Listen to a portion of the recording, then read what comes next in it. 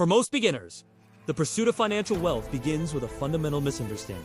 They believe wealth is a higher version of income. Comfort is an early stage of success, and stability is proof of progress. These assumptions feel reasonable, yet they are structurally incorrect. As a result, many individuals spend decades optimizing for outcomes that were never designed to produce wealth in the first place. Financial wealth is not a lifestyle, nor is it a level of consumption. It is not measured by visible markers such as housing, vehicles, or discretionary spending. Wealth is best understood as a system, a durable arrangement that governs how money is generated, controlled, protected, and redeployed over time. Comfort, by contrast, is a condition. It is temporary, fragile, and dependent on continued participation in income-producing activity. Confusing, the two leads beginners to pursue comfort while believing they are building wealth. Modern economic structures reinforce this confusion. Employment income is framed as progress, consumption is framed as reward, and credit is framed as leverage.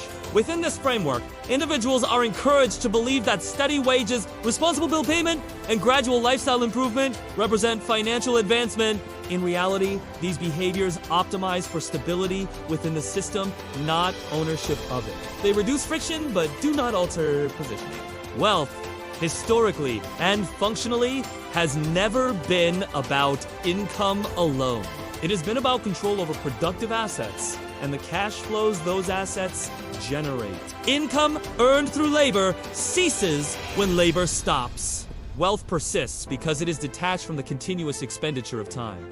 This distinction is not philosophical. It is mechanical. Systems that depend on personal effort decay the moment that effort is withdrawn. Systems that depend on ownership endure. Beginners often fail to recognize this because their early financial experiences trained them incorrectly. Money arrives as wages. Bills consume it. Remaining cash is framed as surplus. Saving is treated as virtue, and spending restraint is treated as discipline.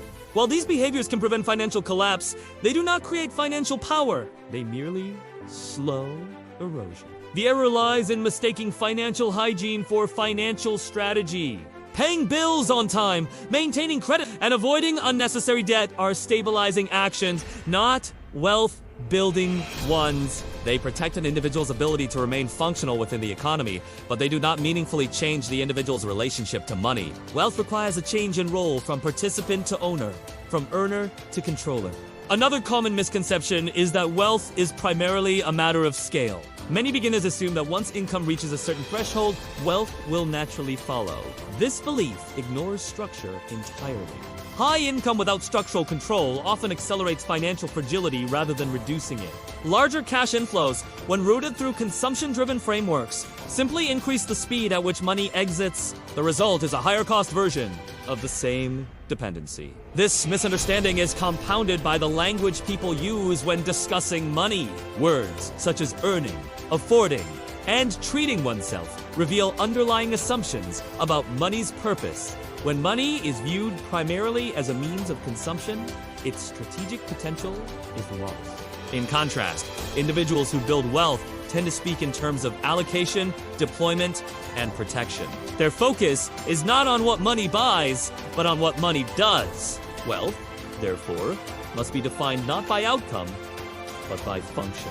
Its purpose is not comfort, enjoyment, or even security in the short term. Its purpose is to create durable financial independence through systems that compound over time. This requires a shift in perspective that most beginners are never encouraged to make. Instead of asking how to earn more, the correct initial question is how money should be structured once it is earned. Without this reframing, subsequent financial decisions are built on an unstable foundation. Investment choices become speculative rather than strategic.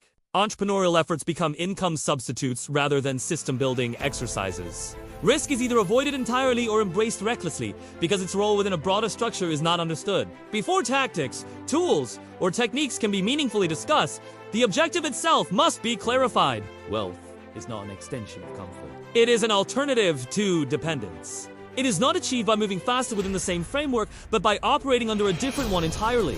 For beginners, Failure to grasp this distinction is not a minor error. It is the defining reason why most never progress beyond financial stability, no matter how disciplined or hardworking they become. In the parts that follow, the discussion will move from definition to mechanism, from concept to structure. But without first correcting the objective, no amount of effort can produce a different result. Wealth begins not with action, but with understanding. The mechanics of money, flow, stock, and PRPTO, and once the objective of wealth is correctly defined, the next failure point for beginners emerges at the mechanical level. Most individuals interact with money daily, yet very few understand how it actually behaves. This gap between exposure and understanding is not accidental. Modern financial systems are designed so that participants can function efficiently without ever grasping the mechanics that determine long-term outcomes. Money operates through three distinct functions: flow, stock, and perpetuation. Beginners typically recognize only the first. Cash flow, the movement of money in and out, is the most visible and the most familiar. Wages arrive, bills depart, and whatever remains is treated as success. This narrow framing is where most financial strategies quietly collapse. Cash flow is necessary, but it is not sufficient. It represents motion, not position. A strong flow can temporarily mask structural weakness, just as high revenue can conceal an unprofitable business model. Without intentional direction, cash flow simply passes through the individual, leaving no lasting impact. The moment the flow is interrupted, the system fails. The second function, cash accumulation, is often misunderstood as wealth itself. Accumulation refers to retained money, savings, reserves, or balances that are not immediately consumed. While accumulation provides optionality and resilience, it remains inert unless structured. Stored money that is not purposefully deployed slowly loses effectiveness through inflation, opportunity cost, and behavioral leakage. Accumulation protects against short-term shocks, but on its own, it does not generate power. This distinction explains why many disciplined savers remain financially constrained despite years of restraints. Their money is preserved, but it is not productive. Accumulation without intent becomes defensive rather than strategic. It delays vulnerability, but does not alter trajectory. The third function, cash perpetuation, is the least understood and the most critical. Perpetuation refers to money's ability to reproduce itself through ownership of productive structures. This is where wealth diverges from income and savings entirely. Perpetuating capital is capital that returns with reinforcement. It is not spent and gone, nor stored and idle. It is deployed into systems designed to generate ongoing flows without proportional increases in labor. Institutions, corporations, and high net worth individuals organize their finances primarily around perpetuation. Individuals, by contrast, are trained to organize around flow. This asymmetry is structural. Those who control perpetuating assets dictate the terms under which flows are distributed.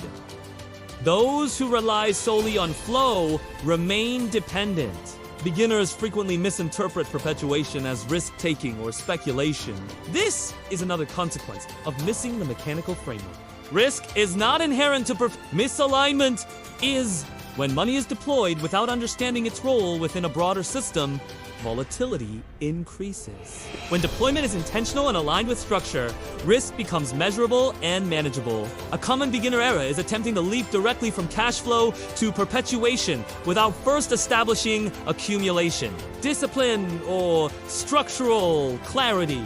This often manifests as impulsive investments, poorly planned ventures, or over-leveraged positions. These actions are framed as wealth moves, but in reality, they replicate the same instability present in income dependence, only with higher stakes. Another failure point lies in time perception. Flow is immediate. Accumulation is visible. Perpetuation is delayed. Because perpetuation operates on longer timelines, it conflicts with the psychological conditioning produced by wage cycles and consumption rewards. Beginners expect feedback quickly and abandon strategies that do not produce immediate reinforcement. As a result, they remain locked in short-duration financial thinking. Understanding money's mechanics also reveals why increasing income alone rarely solves financial insecurity. Higher income increases flow, but unless the excess is structurally redirected toward accumulation, and dependency remains unchained. In some cases, it worsens. Larger flows routed through consumption-heavy systems increase fixed obligations, making future disruption more damaging. This mechanical misunderstanding explains the paradox of high earners living under financial stress and modest earners achieving durable independence. The difference is not effort or intelligence, but structural alignment. Money treated as a tool behaves differently than money treated as a reward. For beginners, the critical shift is learning to see money not as a substance, but as a signal. Flow signals activity. Accumulation signals restraint. Perpetuation signals control. Each function serves a role, but none can substitute for the others. Wealth emerges only when these functions are intentionally ordered and integrated. Without this understanding, financial advice remains fragmented. Saving feels sufficient. Investing feels optional. Ownership feels distant. With it, decisions become coherent. Cash flow is directed, accumulation is purposeful, and perpetuation becomes the central objective rather than an abstract aspiration. In the next stage of the analysis, the focus will move beyond mechanics into structure. Money does not perpetuate itself spontaneously. It requires architecture. And for beginners, learning to think in systems rather than transactions is the threshold that separates participation from ownership. Structural thinking, building a financial system after the mechanics of money are understood. A more difficult shift becomes necessary. The problem is no longer ignorance of how money behaves, but misunderstanding how wealth is actually built. Beginners often assume that better habits, higher income, or superior investment selection will produce different outcomes. In reality, these factors matter far less. Wealth is not the result of isolated decisions. It is the consequence of a system. A financial system is an arrangement of roles, pathways, and controls that determines how money enters, moves through, and remains within an individual's economic domain. Most beginners do not have a system. They have activities. They earn, spend, save, and occasionally invest. But these actions are not coordinated toward a single strategic objective.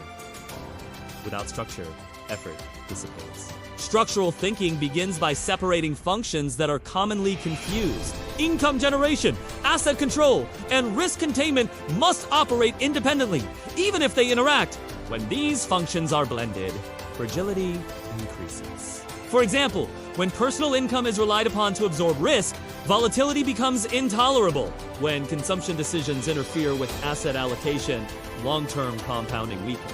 Employment income, in most cases, functions as an input, not a solution. It is fuel for the system, not the system itself. Treating income as the core of a financial strategy creates a ceiling that cannot be breached. The system remains constrained by time, energy, and external demand.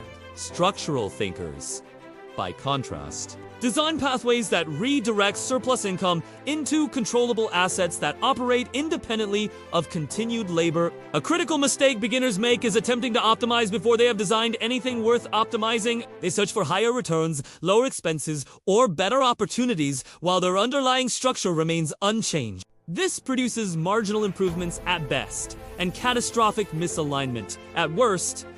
Optimization amplifies structure. If the structure is flawed, optimization accelerates failure. Another barrier to structural thinking is linear reasoning. Beginners often expect financial progress to follow a straight line. Earn more, save more, invest more, retire. This model assumes predictability in income, markets, and personal capacity that does not exist. Real financial environments are non-linear. Shocks occur, opportunities cluster, and returns compound unevenly. Systems designed for linear progression break under non-linear conditions. Wealth-building systems account for this reality by prioritizing resilience and they allow money to be redeployed when conditions change rather than locking resources into rigid commitments. This is why ownership of flexible cash-generating assets has historically outperformed dependence on fixed income streams. Structure absorbs uncertainty.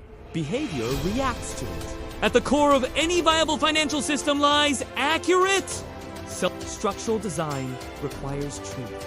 Overestimating risk tolerance leads to collapse. Underestimating capacity leads to stagnation. Many beginners avoid this assessment because it produces uncomfortable conclusions. Yet without it, systems are built on assumptions rather than realities. Truth is not motivational, but it is stabilizing. Another defining feature of structural wealth is the separation of survival from growth. Beginners frequently attempt to grow wealth using the same resources that secure their basic stability. This creates constant tension. Any volatility threatens security, and any security measure limits growth. Effective systems isolate these functions. Stability is protected first, growth is pursued second, and neither undermines the other. Importantly, structure also clarifies this. Without a system, every opportunity feels urgent and every setback feels catastrophic. With a system, opportunities are evaluated based on fit rather than excitement, and setbacks are absorbed without strategic derailment. This psychological stability is not incidental. It is a byproduct of design. Institutions understand this principle well. Corporations do not rely on single revenue sources, nor do they expose core operations to speculative risk. They compartmentalize, hedge, and iterate within defined boundaries. Individuals who build wealth emulate this logic at smaller scales. They stop behaving like participants reacting to circumstances and begin behaving like operators shaping them. For beginners, the transition to structural thinking represents a threshold. It requires abandoning the belief that effort alone produces wealth and accepting that design determines outcome. This shift often feels counterintuitive because it emphasizes activity in favor of planning. Yet without it, financial progress remains fragile and reversible. In the next phase of the analysis, attention will turn to why most beginners never make this transition. Despite access to information and opportunity, structural thinking remains rare. Understanding the traps that prevent it is essential because they are not accidental. They are embedded in how financial success is presented, discussed, and measured. Have you ever wondered why, with all the information and tools available today, so many people struggle to build real wealth? It's a common story. You get a good job, your income goes up, you can finally afford nicer things, but somehow, you still feel stuck on a treadmill. You're participating in the economy, but you don't feel like you own any part of it. Most people blame a lack of discipline or motivation. But what if I told you the real reasons are hidden in the very structure of our financial lives? It's what I call the beginner's trap, and it's designed to keep you earning, not owning. The first part of the trap is the illusion of progress. You get a raise, your credit score improves, you upgrade your car or your apartment. It feels like you're moving forward, right? But these are just signs that you're a reliable part of the system. They measure your compliance, not your control. You're becoming a better employee and consumer, but you're not getting any closer to true financial freedom. This leads directly into the consumption trap. As our income grows, so do our expenses. A bigger paycheck justifies a bigger rent payment, a fancier dinner, a new subscription. We think we're rewarding ourselves, but we're actually just building a more expensive, more fragile lifestyle. This is why financial stress can actually increase even when you're earning more. Your surplus is being eaten up before you can even think about investing it. Then there's a confusion between stability and power. Many of us reach a point where we can comfortably pay our bills and handle a small emergency. We mistake this plateau for success. We think, I've made it. But in reality, all we've achieved is a more comfortable form of dependency. You still have to trade your time for money. If the income stops, the stability vanishes. You haven't actually gained any control. And what about all that advice to just be more disciplined? Budget better! Save more! Cut your life! Discipline is important, but it's not the whole story. When you apply discipline to a broken system, you just get more efficient at staying stuck. When it doesn't lead to wealth, you start to think the problem is you, not the strategy. But you can't budget your way out of a structural trap. This is made worse by the kind of financial advice we usually get. It's all tactics, no strategy. People will tell you about the hottest stock or the best savings account, but they do unexplain how these pieces fit into a larger plan for building a system of your own. It's like being handed a bunch of car parts and being told to build an engine without a blueprint. Psychologically, we're wired for instant gratification. Spending money gives you an immediate reward. Building wealth, on the other hand, is a long, slow process with delayed feedback. It can feel like you're not making any progress, so it's tempting to fall back into old habits that provide that instant reassurance. We also get spooked by uncertainty. Stepping off the hamster wheel feels risky. It's uncomfortable. So we retreat to what's familiar, even if it's not getting us where we want to go. And finally, we're constantly comparing ourselves to others. What do we see? We see the results of their consumption, the nice cars, the vacations, the designer clothes. We don't see the person quietly building assets in the background. This social pressure pushes us to prioritize looking successful over actually becoming successful. These traps all work together, creating a cycle that feels productive but keeps you from ever crossing the threshold into true ownership.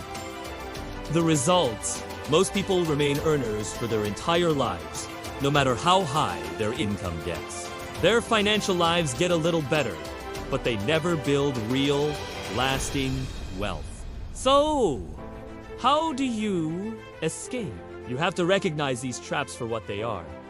They are not your personal failings. They are predictable outcomes of a system not designed for you to win. The first step is to redefine success.